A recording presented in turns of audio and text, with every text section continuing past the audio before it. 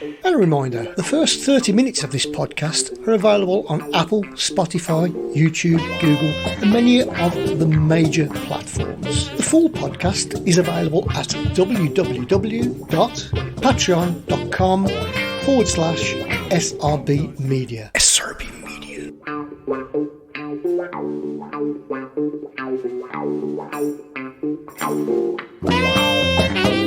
Good evening, Gabby.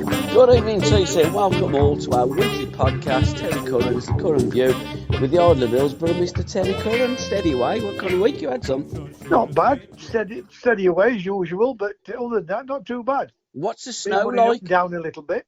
Yeah, what's the snow like up in Kinsley? No snow. Really? I'm doing an after dinner on Friday in Bradford Park Avenue. Ooh. So not a bad week really. So you've got absolutely no snow up there in the north? No, well, not in here. Not I don't know about in Sheffield, but not. What am I about 30 miles from Sheffield? Yeah. No, we haven't got any at the moment. It tried a little bit, but it's not settled. Well, I'm just on the west of Birmingham in an area called Bartley Green, and my garden's full of it. So you can have some snow if you like from my garden. I'll send it up when. Keep it down there. No, well, I was going to say I'll send it up when Chris sends up your 2 mugs, because we are selling a range of mugs. We've got the Terry Curran poem mug and the Terry Curran podcast mug, £13 including postage and packaging, up to you, TC, this Friday, with a mug full of snow, courtesy of us down here in Birmingham. I'm happy with global warming up here, so y'all keep, Absolutely. You're not worried about global warming. You'll keep the snow. Absolutely, T. A young lady that's had a fantastic week as well. Samaya Mughal works for BBC Radio Leicester, has won Podcast of the Year. Brown Gal Can't Swim. Lovely podcast. Been interacting with her on Twitter. Can you swim, T? Are you a very good swimmer? Oh, I can swim. I'm not bad. I'm not stylish, but Jock and Tom's mum was very good. She's a brilliant swimmer. She was. I've got a brother who's a very good swimmer. I can swim, you know what I mean? Yeah, because you're from a family that, on your Very mum's sporty. side, yeah, rugby league and Yeah. you guys there on your dad's side, etc., football, and your older brother Dave.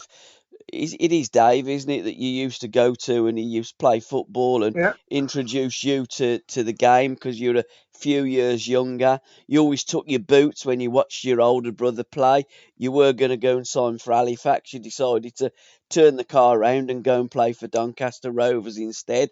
So it is, it's in your DNA. Now you know sport. why I've had that many clubs, don't you? Yes. yes. In fact, I think there's only Barry Siltman and Frank Worthington that have more clubs than you two.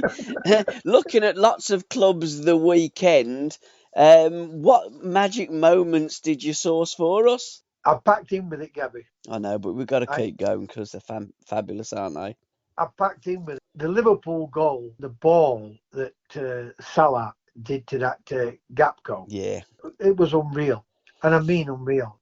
That was Salah his best, but Salah's goal itself was a great goal. It's just unreal when you look at everything and you're trying to pick out. And I always feel as I'm doing unjust to the other ones. And you pick the elites out all the time, but that little bit of ball that he's dropped. I mean, he's played it on outside, which is a tight area, but It's absolutely perfect. And he's just dinked it over the goalkeeper's gap, isn't it? Yeah. So, but Salah's ball itself, it's just unreal. The weight, the timing, everything about it. When Salah got that ball, he turned the back inside out. In fact, he didn't know whether he was Arthur or Martha. And This is what I say to people. Yeah. I'm interacting with Alan Hudson. I get where they're coming from, because what we do in England, we always look about defence. You cannot stop it. You cannot stop that. Yeah. When somebody's going and drops that shoulder, you've lost them. Mm. You mean, how many times did you hear it say, he's gone into he sold him a right dummy there? Yeah. And you think, he's right. They sold him a dummy because they can't stop it. When you're committed to go one way once he's dropped that shoulder and he turns the other way, you are absolutely out of the game. He sold him a dummy that far. He had to pay to get back into the ground, didn't Exactly. I mean, it When was. you look at it, Yeah. it may look bad, but you've got to give the attacker the credit and the benefit of doing a brilliant piece of work to create that opportunity. Absolutely, because the defender is only going to react to the body movement of the forward. And when Salah, when he received that ball, he went inside, he went outside, he went inside, he went outside, and the fella nearly fell over. He was that dizzy by the time Salah put such a fantastic There were ball two with or the three times when he outside. dropped his Oh, shoulder and he didn't know which way, and then finally he'd lost it. yeah. Right, and he created the space for himself. And like I said, the weight of that pass was, you'll never get any better than that. I mean, you'll equal of it, but you never get anything any better, because that was perfection, absolutely perfection. And you know, it's easier to defend than it is to attack. Yeah, but absolutely. For him to create that opportunity like that, it takes some skill. It certainly does. And when Gapco got that ball in that position, Looks a play of him, doesn't he? I'll be honest. I mean, we've done this on the podcast before with Gapco, and I have said that I'm not a big fan of buying players that do half decent in the World Cup finals. We don't know too much about them. We've seen that many foreign players come over here that clubs have spent absolute fortune on and stunk the place out, and within 6 months, some of them have returned back to where they come from. And I didn't know whether Gapco was going to be that kind of player, but he scored the first goal that he scored. Tremendous ball by Andy Robertson. Yeah, Just exactly, and then he's come in and he's put it in the back of the net. Just not long before half time. So it's 1-0 at half time. We're in a restaurant celebrating Ruby's birthday, but we got a TV set, so we're watching the game. And then when he done that, I stood up and applauded. It was just a phenomenal. I didn't think that he was technically that good to do what he did when he received that ball from Salah, and that was just sublime. It was just absolute genius. So I too have picked Gapco's goal. I thought Liverpool's second half performance. I know that people, and I've listened to lots that are going on I'm about like Man you. I'm going to United, agree with you 100%. but Man United, I thought Man United did all right first half. yeah, they did, yeah. But Liverpool's second half, I don't think anybody would have contained them. I thought they were absolutely fabulous. Going back to Salah's goal, when a ball hits a crossbar and goes in, there's something special about that, isn't there? Yeah. And Everything about it, the run, the pass, the strike, the cleanness of the strike. Yeah. Absolutely. And you're not going to save them because it's hit on the side of the bar. Absolutely. Baba Firmino, he comes on and scores a brace as well when he's just announced that he's going to be leaving Liverpool. That was great timing, I have to say. But then there was another goal from Gabriel Sara. I'd never heard of the fella, a Brazilian that plays for Norwich, and he scored against Millwall. He's took the ball with his one foot, he spun and smashed it in the top corner. And I thought, I looked at that, and I always post the reels of the EFL. They post up their 5 goals, and I put it onto our Facebook page and onto our Curran View group site. I sent you that one up in Scotland, didn't I? And you posted it on. I know you posted it on before, but actually, I saw Simon Stamer had posted that, and I thought, unreal. What a great goal that was. But again, when Simon done that from the halfway line, they actually the gaffer erased it from the video, so there's no video evidence of Simon's. But that one we talked about on previous podcasts was quite phenomenal, and that's the beauty of YouTube and all the cameras at all the games up and down the country and foreign games as well, that we pretty much see everything where you guys of the 70s, the 80s, and up till really the Premier League started, we didn't see and didn't have access to all that. So as much as I do criticise the new and the Premier League, they didn't invent the game of football. in 1992, and that takes me nicely on to a post that I saw when it said that Salah is a history-making player for Liverpool, most Premier League goals, and 129. Well done, Mo Salah. I looked at it and I thought, well done, yeah. In terms of history, for the last 30 years, you've scored more goals than any other Liverpool player in the last 30 years. But we all know Liverpool have been playing football for longer than 30 years. And Gordon Hodgson, who I have championed on a number of occasions on this podcast, Gordon is the all-time Liverpool top flight league goal scorer. And I'll repeat that. Gordon Hodgson has scored more top flight goals for Liverpool, top flight goals, in the league, not the cup. I don't count the cup. I don't count the Champions League and the FA Cup because that's different. But league games, he scored 233.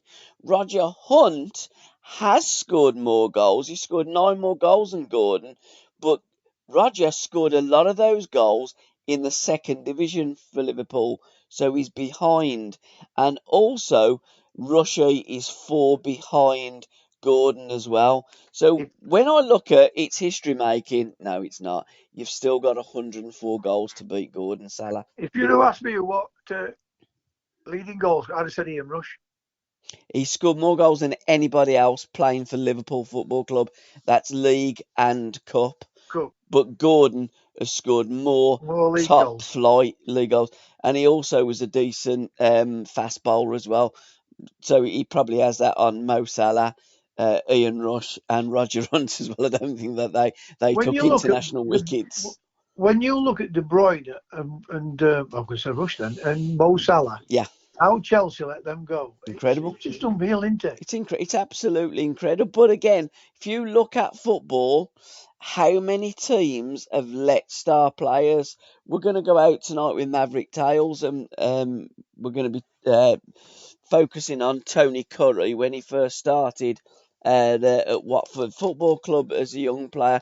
But Tony before that was turned down, and we've done this on Maverick Tales. When Tony told us about he got turned away at both Chelsea, the club that he supports, massive Chelsea fan is Tony Curry, and Queen's Park Rangers. I mean, Paul Gascoigne, Kevin Keegan, Alan Hudson, lots and lots of players. The list is endless where players have been turned away. Wolves turned Bally down. Bally was telling me about the time when Wolves turned him down. They said he was too small. Yeah, it's absolutely incredible. I would say so much as most football players have been turned down at some stage when they started playing football by numerous football clubs. It's quite incredible, but it is the way that it is. It is. I mean, when you look at it, I mean, we always go on about size in England, and the greatest players in the world, as your Messi's, Yeah. George Best, Cruyff was 6 foot, Zidane was 6 foot, but 6 foot plus. You know what I mean? Mm. But the majority of them are around about 5'8", 5'10", aren't they? Yeah, absolutely. And the smaller guys that are 5'4", 5'5", you've got no chance of making it. Okay, the likes of Billy Bremner and Johnny Giles and Bobby Collins, etc. Yeah, I mean they did come through, but they were extra special. But there's so many smaller players that have been turned away because of their size. In fact, Alan Hudson, when he went to Fulham at 14, he just watched Alan Ball play for Blackpool and score 3 goals. And Uddy says they turned him away for being too small. And he said, I just watched Alan Ball score 3 goals and I'm bigger than him. And it is always that you're too small. Lionel Messi would have been turned away.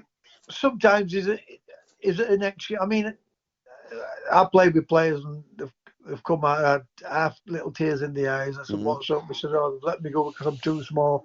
Sometimes that's just an excuse. Yes, it is, yeah. Or they use the chairman won't pay that kind of money. Yeah. I used to say, well, challenge the bluff. So, all right, I'm going to leave. Let's see what happens. Absolutely. But people fear things, don't they? You know what I mean? I might not get another club, but don't worry about it. That's what I used to say. For every club that turns a player down, That's an opinion of a manager or a person.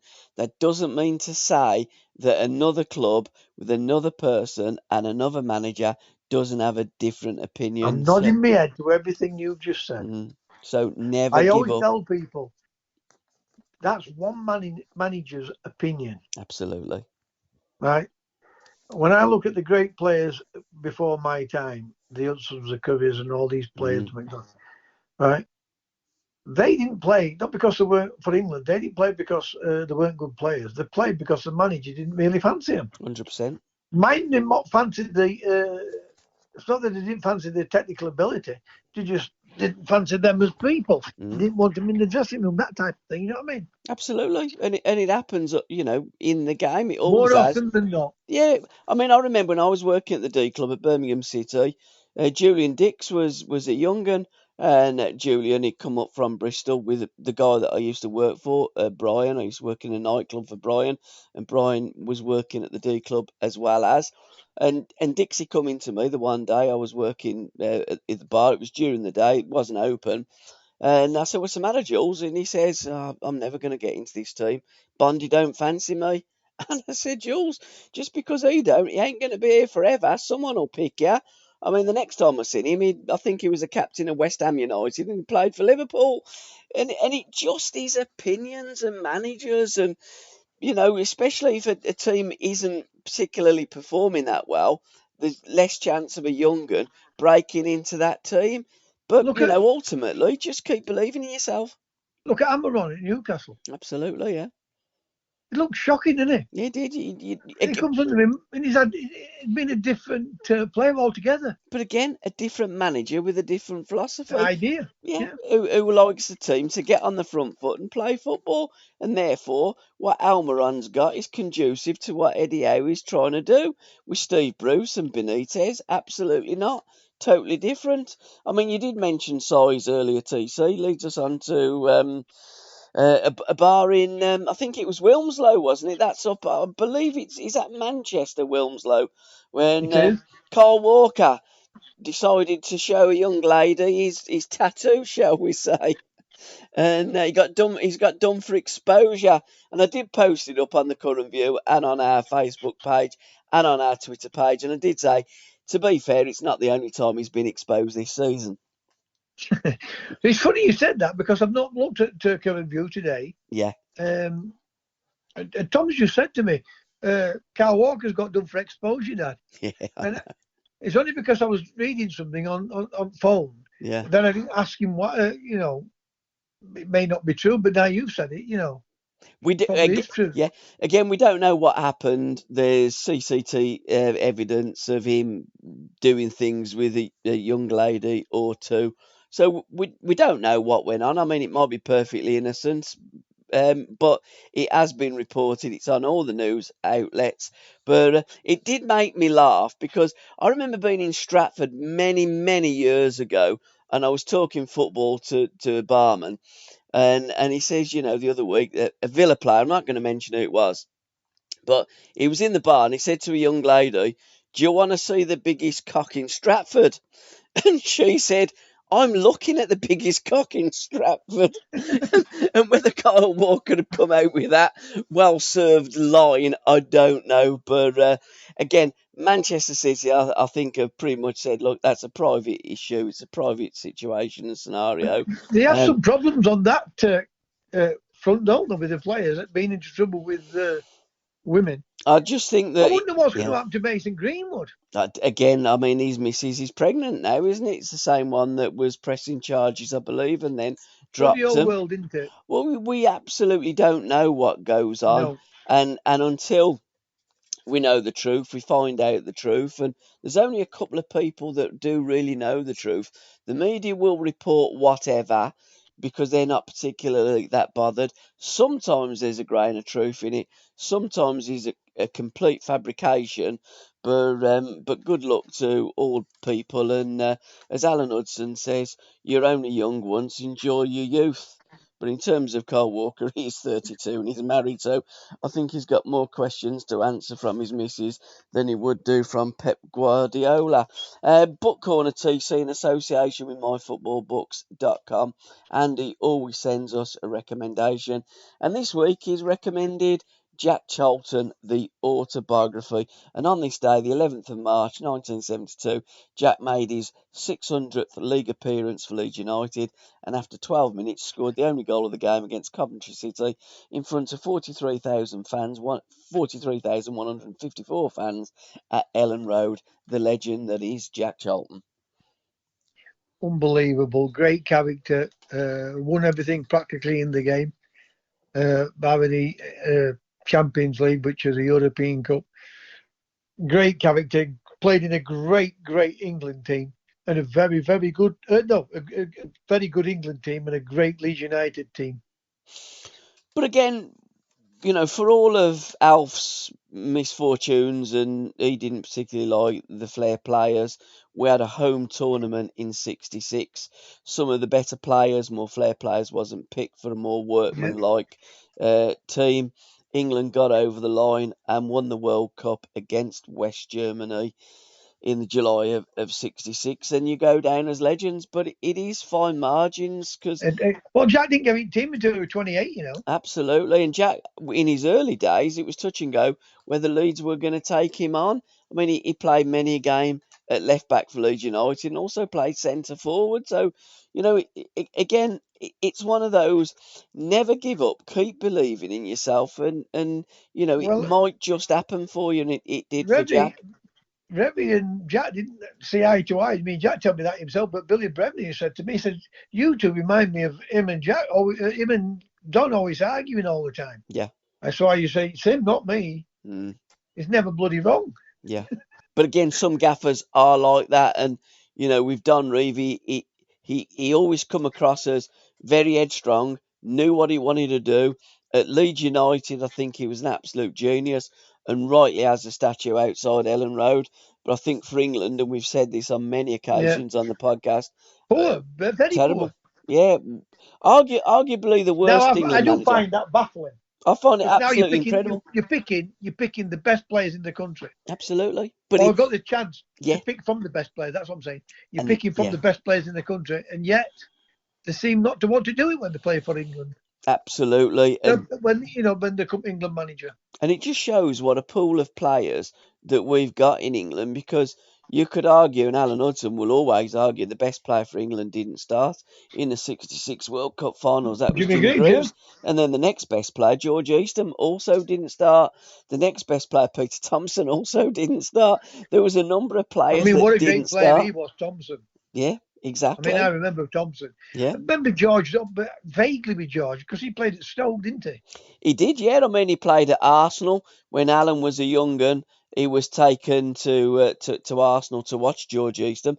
I think George started at Newcastle United, didn't he? If memory serves me right. I always remember him being at Stoke. Yeah, but he 100% played at Arsenal because Alan's dad used to take him down to Highbury to watch George Eastham and also to watch the double winners at White Hart Lane. Tottenham playing tonight, of course, against AC Milan. And White Hart Lane was always Alan's favourite ground. He loved it there. So many happy memories, and made his proper debut for Chelsea at White Hart Lane in a game that Jimmy Greaves played for Spurs.